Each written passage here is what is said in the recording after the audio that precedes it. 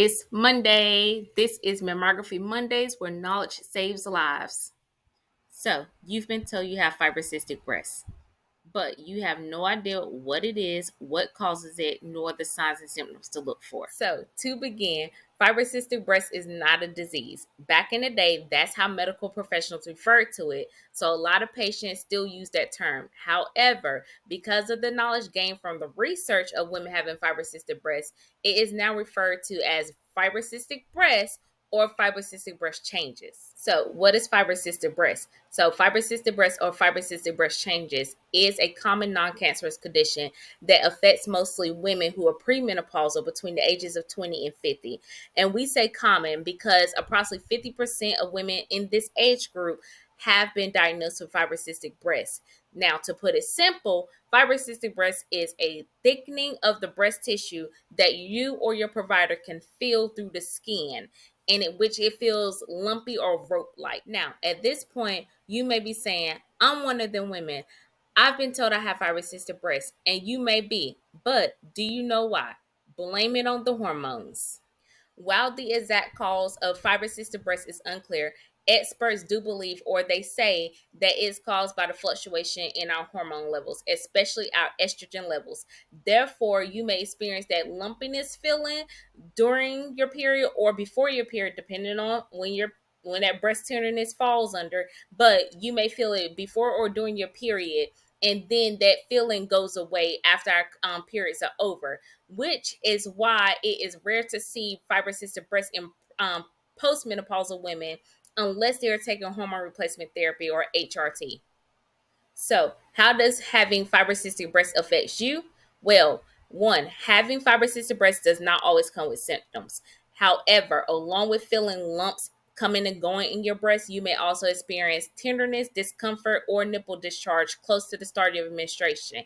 Two, fibrocystic breasts are diagnosed through a clinical breast exam and a symptom history with your provider. But your provider may also send you to get a mammogram and or breast ultrasound completed to have a detailed examination of your breasts. Now, depending on the imaging exam, the mammogram or the ultrasound or the breast MRI, and that is dictated by the radiologist. So, depending on the imaging exam, you may be recommended to do a follow up breast exam. You may be recommended to do a cyst aspiration, or you may be recommended to have it biopsy to make sure that it is not cancerous. Because again, not all lumps are cancerous and not all lumps are benign. With all the information, should I be concerned? Like I said before, having fibrocystic breast is normal, and approximately 50% of women between the ages of 20 and 50, 20 and 50 have been diagnosed with having fibrocystic breast or fibrocystic breast changes. However, if you experience new or persistent lumps, prominent thickening or firmness of your breast tissue, having focal breast pain, meaning it's not all over your breast, but you can point to the exact spot of where that pain is. Also, if your lumps increase in size, then you should definitely talk to your provider. Or if it gives you a peace of mind, then also definitely talk to your provider. Okay, but is there a solution? Is there treatment? Well, if you are asymptomatic or you have mild symptoms, then no treatment is needed. But if you have mild symptoms, you can take over the counter pain relievers to help alleviate some of the pain that you are feeling during that time where your breasts are sensitive or you are feeling that discomfort in your breasts.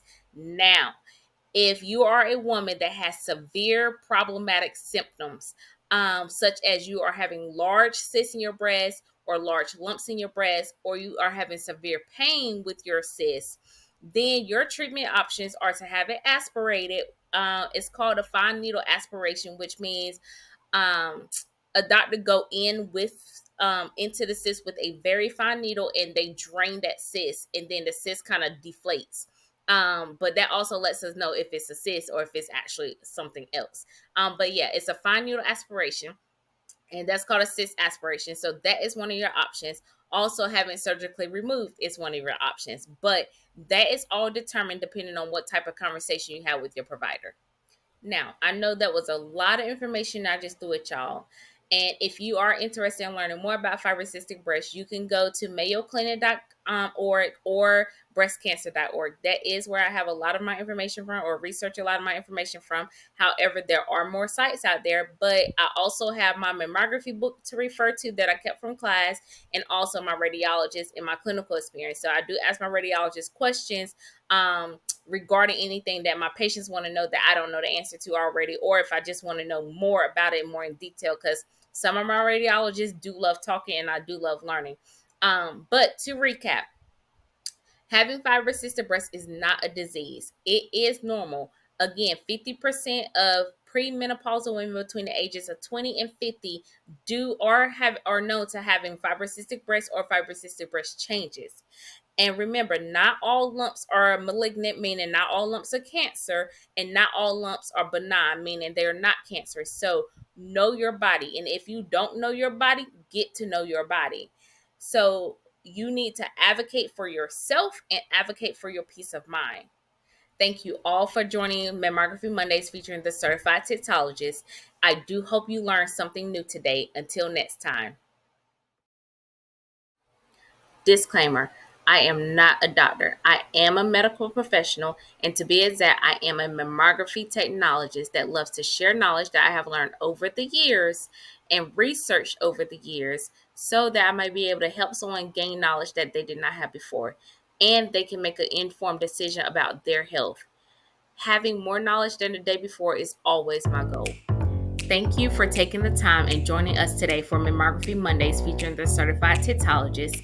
Don't forget to shop at TittologyEnterprises.com, your source for all mammogram awareness and breast health awareness needs. Thank you all and have a great week.